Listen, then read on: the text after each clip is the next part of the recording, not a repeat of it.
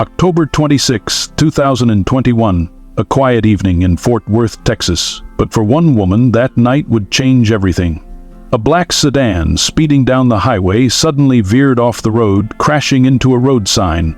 The car came to a halt against the grassy embankment, the damage undeniable. But there was no movement. The driver didn't step out. The windshield shattered, the glass a grim reflection of the violence that had just taken place. Inside the car, a woman unresponsive. When authorities arrived, they quickly identified her. Abigail Saldana, a 22-year-old woman, a daughter, a sister, a mother. Hours earlier, she had been seen leaving work, heading home. She was only 22, with her whole life ahead of her. But instead of finding peace that night, she found danger. And for those who loved her, the world was about to change forever. What happened to Abigail wasn't a random act. This wasn't a case of unfortunate circumstances. This was a calculated, planned act that had been unfolding over weeks, a slow burn that Abigail had already begun to sense. The subtle hints, the unsettling feeling of being watched, the strange occurrences that made her uneasy. She had spoken out about it, she had warned others. She had even posted a video showing the tracking device found under her car.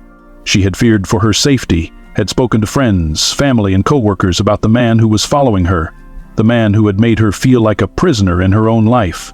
But no one believed that it would escalate the way it did. No one thought that the man following her would take it this far. But the person who was stalking her, he wasn't stopping. The obsession had already taken root, and Abigail had become the target of a man who couldn't accept rejection, couldn't accept that she was her own person, and couldn't let her go. To Abigail's family, her friends, and everyone who loved her, our hearts are with you. No one should ever have to live in fear of someone they tried to escape. No one should ever feel the weight of an obsession like that. Where are you watching from? Let us know in the comments below. If you believe her story deserves to be heard, hit the like button and subscribe. Let's begin. In Fort Worth, Texas, 22-year-old Abigail Saldana was working hard to build a future. She was a mother, a daughter, a sister, someone with dreams, someone who wanted more out of life. She had a passion for music, makeup, and fashion, and her energy could light up a room. But the world she stepped into carried risks she may not have fully realized until it was too late. She worked at Rick's Cabaret, an upscale club where money flowed easily and attention was part of the job. Among the many patrons who walked through those doors, one man stood out: 54-year-old Stanley Seliga, a former U.S. Marine. He wasn't just another customer. He spent freely, showered her with gifts, and became what some would call a sugar daddy. These kinds of relationships are common in places like this. Older men, younger women, money in exchange for time, companionship, sometimes more. But when feelings become one-sided, when control replaces generosity, when obsession takes hold, things can turn dangerous. At first, it might have seemed like easy money, but it wasn't just that. Stanley wasn't looking for a casual arrangement. He was watching her, studying her, following her. His messages became frequent, his presence constant. His admiration was shifting into something darker, something more controlling. Abigail sensed it. She saw the signs. But what she didn't know was just how far he was willing to go. Stanley Seliga was 54 years old, a former U.S. Marine, a man with money, control, and a growing obsession. He walked into Rick's Cabaret as a customer, but he saw himself as more than that. He spent freely, paying for time, attention, moments that he wanted to believe were something real. He gave Abigail money. He bought her gifts. He made sure she knew he was always willing to give more. But there was always an expectation. To him, this wasn't just about money. It was ownership. Abigail, young and ambitious, understood the game. She worked hard. She made sure she kept things professional, kept the boundaries clear. But no matter how carefully she handled it, Stanley was becoming possessive. His presence at the club became more frequent. His conversations shifted. The compliments turned into personal questions. The generosity started feeling like something else, something she didn't ask for. She spoke about it, quietly, to her friends, to her manager.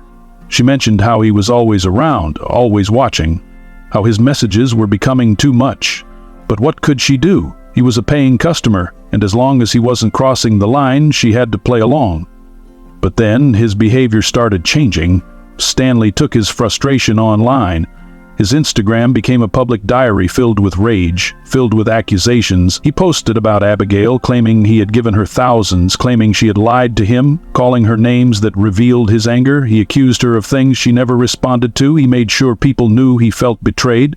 His words weren't just posts, they were warnings. And Abigail? She was starting to realize this was no longer about money. This was something else, something she wasn't sure how to escape. Abigail started noticing things that didn't feel right. A car parked near her apartment that looked too familiar. A vehicle appearing in places where she wouldn't expect to see it. Stanley was watching her, not from across the club, not from a phone screen, but from the streets outside her home. Surveillance cameras would later confirm it. His car drove past her residence more than once. Slow, deliberate, never stopping but never too far. His presence was no longer contained within the walls of Rick's cabaret. It had followed her home. Then came the messages, more frequent, more persistent. The tone had changed. At first he had been charming, eager to please, willing to spend. Now he was demanding, angry. The kindness he once used to lure her in was gone, replaced by something she couldn't ignore. It wasn't affection anymore. It was something else. She confided in her manager, told them she felt unsafe, that Stanley wasn't acting like the other customers, that his attention didn't feel like admiration, it felt like possession. She didn't know what to do, but she knew this wasn't normal. And then she made a discovery that confirmed her worst fears. A small black device, hidden underneath her car. She held it in her hands, staring at it. Her mind raced. There was no question what this was. Someone wanted to track her. Someone wanted to know where she was, where she had been, and where she was going next. She recorded a video, her voice shaking, her expression filled with uncertainty. She wanted others to see it, to know what she had found, to understand that this was real. A warning, not only for herself, but for anyone who might be in the same position. But by the time the world saw it, it was already too late. As the days passed, Stanley's emotions escalated. His once subtle interest had shifted into something aggressive, something relentless. His Instagram account became his personal outlet for frustration, anger, and obsession. The words he wrote were filled with resentment, laced with entitlement. He accused Abigail of using him, taking advantage of his generosity, pretending to care. He spoke about how much he had spent, how much he had given, how much he believed she owed him in return. He wanted the world to see his side of the story, to believe he had been wronged, to make it clear that in his mind she was the one at fault. But social media wasn't enough. His anger couldn't be contained behind a screen. He needed control, needed to be near her, needed to remind her that he wasn't someone to ignore. His car appeared in places it didn't belong. He drove past her home, slowing down just enough to see if she was there. He parked nearby, waiting, watching. He wasn't content with being in the background anymore. He wanted her to know he was close. Abigail sensed it. She had already spoken to those around her, already voiced her concerns. She told her manager that something felt wrong, that Stanley wasn't like the others, that his presence was becoming too much. The messages he sent no longer felt like admiration. They felt like possession. They felt like control. She was uncomfortable, but what could she do? She hadn't accepted his terms, she wasn't bound to him. But in his mind, that wasn't how it worked. He had invested in her, and now he expected something in return. She kept moving forward, trying to ignore the growing unease, but the fear was settling in. Stanley wasn't going away. He was closer than she realized. Surveillance footage would later reveal what she didn't see in those final days. His car behind hers, keeping its distance but never disappearing. He followed her movements, tracking her routine, making sure she was never too far from his reach. Whether she was leaving work, heading home, or stopping somewhere in between, he was near. It was deliberate, it was planned, and the worst part, she never knew. She didn't realize that when she pulled out of the parking lot, when she stopped at intersections, when she changed lanes, another vehicle was right there, not drawing attention, not making itself known, but never losing sight of her. She thought she was going about her day. but in reality, she was being followed. October 26, 2021, a night like any other. But for Abigail, it would be the last. She got into her car, unaware what was waiting. The road stretched ahead of her, familiar and routine, but behind her a vehicle trailed her movements. It wasn't erratic, wasn't reckless. It was calculated, steady, moving with purpose. As she drove near the Dallas-Fort Worth International Airport, the distance between them shrank. The moment had come. The decision had been made. She had no idea what was happening. No warning, no time to react. The sound of gun echoed through the night, tearing through the air with force. Windows shattered, metal cracked under impact. A bullet ripped through the back windshield, piercing through glass and striking its mark. The car swerved, tires screeching, veering off the highway. The momentum carried it forward, skidding into the grass before colliding with a road sign. The crash sent a wave of dust into the air. The front end crumpled from the impact, the engine still running, the driver's seat motionless. The 911 call came in at night. A witness, their voice filled with urgency, described what they had seen. A car speeding down the highway, suddenly veering off the road, crashing into a sign. No movement inside, the windshield damaged. The back window wasn't intact.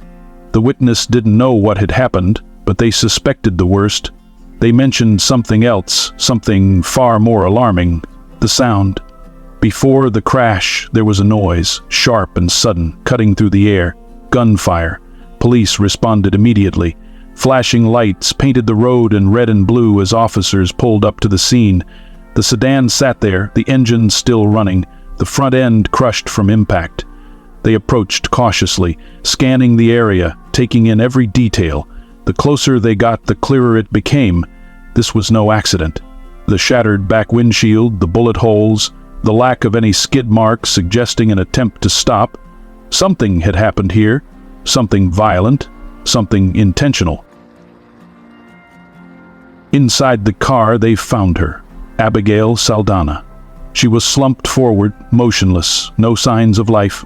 The damage told the story before they even checked for a pulse. She had been shot while driving, lost control, and never had the chance to call for help. 3 shell casings were found nearby, a chilling indication that whoever did this had no hesitation. Then came the next discovery. Surveillance footage from earlier that night showed another vehicle on the road behind hers. It wasn't distant, it wasn't random, it was close, keeping pace, trailing her movements. The license plate led officers to a name that had already been circling in the background of this case: Stanley Seliga. His name wasn't new to them. They had seen his social media posts, the public accusations, the threats, the disturbing messages about Abigail, the ones filled with anger, resentment, a need for revenge. He had spent weeks making it clear that he felt betrayed, that he wanted people to see him as the victim. Now, with Abigail gone and his car caught on camera near the scene, the focus shifted. He wasn't a man who had been wronged. He was a man they needed to find. And then there was the most disturbing piece of evidence: the tracking device. The small black object Abigail had found under her car days earlier, the one she had held in her hands, unsure of what to do next, the one she had filmed, warning others that something wasn't right. Investigators traced it back, uncovering its origin. It led them directly to Stanley. The proof was overwhelming. He hadn't simply followed her in person, he had monitored her every move. For weeks, Abigail had been living under the weight of something she couldn't fully escape. She had spoken about her fears, confided in those around her, taken steps to protect herself, but none of it had been enough. The danger had been right there, watching, waiting. And now the case wasn't about uncovering what had happened. It was about finding the man responsible before he had the chance to disappear. October 29, 2021. 3 days after Abigail was found behind the wheel of her crashed sedan, lifeless. 3 days after bullets shattered the glass, after police identified a suspect who had been following her for weeks. 3 days after investigators uncovered evidence proving that her death was not an accident. The search led them to an address in Irving, Texas, a house that belonged to Stanley Seliga, the man who had once spent money on Abigail, the man who claimed she owed him, the man who had now vanished from sight? Authorities weren't taking any chances. They had watched the security footage. They had seen his vehicle trailing hers. They had read his messages, the disturbing posts, the declarations of betrayal. They knew what he was capable of. When officers arrived at his home, they didn't go in alone. A SWAT team was deployed, tactical gear, rifles drawn, surrounding the house, flashbangs ready, armored vehicles in place. They knocked, they called his name, they ordered him to come out. No response. The house remained silent. Minutes passed, then an hour. No movement, no sign of life inside. He wasn't answering. He wasn't surrendering. Tension in the air thickened as officers prepared for what might come next. If Stanley had taken a gun to Abigail, there was no telling what he would do now that the police were outside his door. They gave him one last chance. Surrender, or they were coming in. Still nothing. And then they moved, raking through the entrance, weapons raised, clearing every corner, scanning the space for any sign of him. Room after room, empty, no one in sight. It was as if he had disappeared. Then, a noise. A slight movement from the balcony. Officers moved cautiously, stepping toward the open doors, prepared for a confrontation. But when they finally saw him, it wasn't what they expected. Stanley was sitting on the balcony, his body slouched, his hands stained with blood. He wasn't holding a weapon. He wasn't fighting back. He had turned the violence inward. Cuts along his arms, fresh wounds across his skin. He had tried to hurt himself, but none of it was enough to end his life. His injuries weren't fatal. They were a statement, a final act of control. But it wasn't going to change what came next. Officers moved in, cuffed him, lifted him to his feet, took him out of the house that was no longer his to hide in. The search was over. The man who had followed Abigail, stalked her, taken her life, was now in custody. The evidence was undeniable. The case was closing in on him. The world he had built in his mind, the version of events he had convinced himself was true, was collapsing. He was no longer in control. He never would be again. With Stanley Saliga in custody, the legal process began. Prosecutors wasted no time building their case. The evidence was overwhelming. Surveillance footage showing him following Abigail, social media posts filled with anger and obsession, a tracking device linking directly to him, and 3 shell casings left near the scene. He was charged with murder, and a judge set his bond at $250,000. But no amount of money could undo what had already been done. Abigail was gone, and her family was left to pick up the pieces. Her loved ones, heartbroken and devastated, wanted answers. They wanted justice. Her mother, Jessica Contreras, spoke publicly, describing the pain of losing a daughter in such a horrific way. She talked about the fear Abigail lived with in those final days, how she had voiced her concerns, how she had tried to protect herself, but it hadn't been enough.